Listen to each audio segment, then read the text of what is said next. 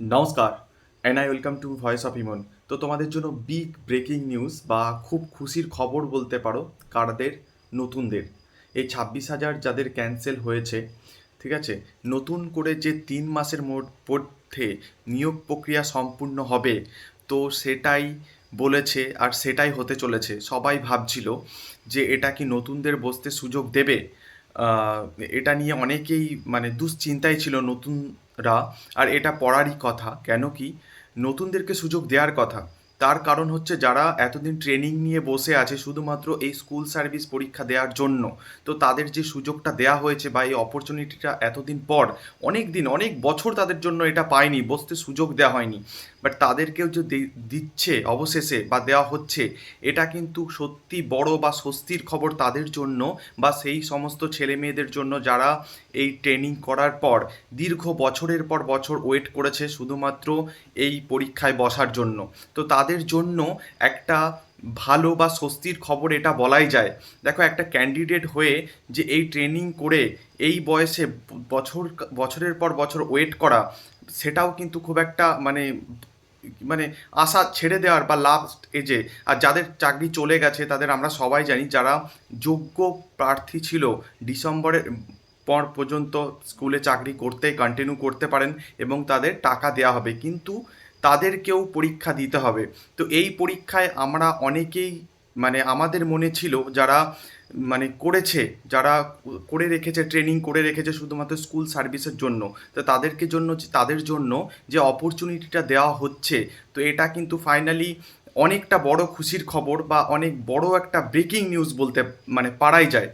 তো এটা নিয়ে সবাই আমরা চিন্তায় ছিলাম, কিন্তু আমার অনেক টিচারদের সাথেও মানে কথা হয়েছে, আমার খুব কাছের যে মানে যে টিচার, তো উনি এটা বলেছিলেন যদি এরকম না হয় তো আমরা কিন্তু পরবর্তী পদক্ষেপ নেব।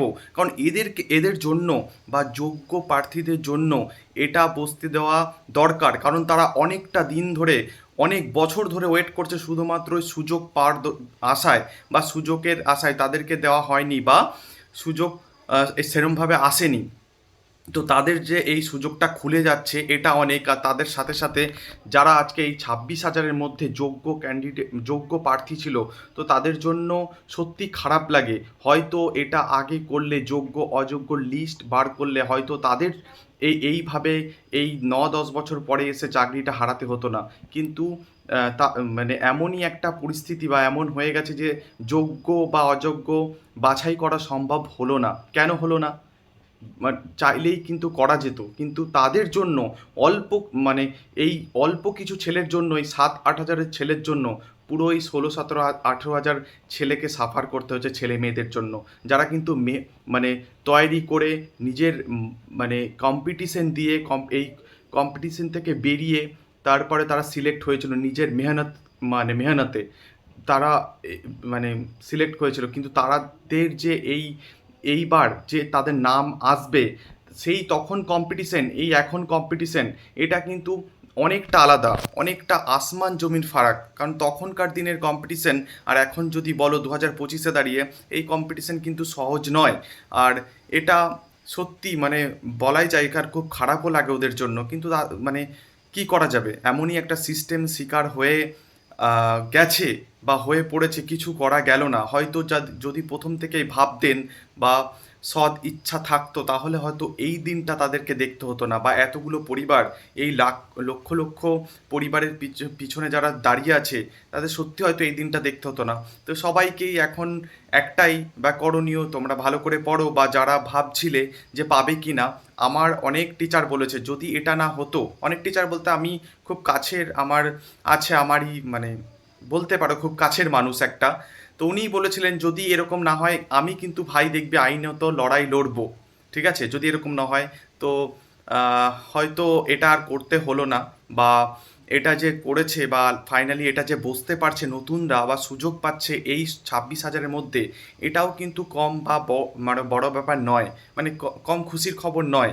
কিন্তু সবার জন্য যে খুশি আহ, আসবে এটাও নয়, কারণ দেখেছি আমরা যোগ্য ক্যান্ডিডেটরা এই কি অবস্থা, কীভাবে তাদের দিন যাচ্ছে, কি মানে প্রেশারের মধ্যে বা কি মেন্টালিটির মানে দর এরকমভাবে তারা এক একটা দিন যাচ্ছে, এটা মেনে নেওয়া খুব কঠিন, কিন্তু কিছু করার নেই।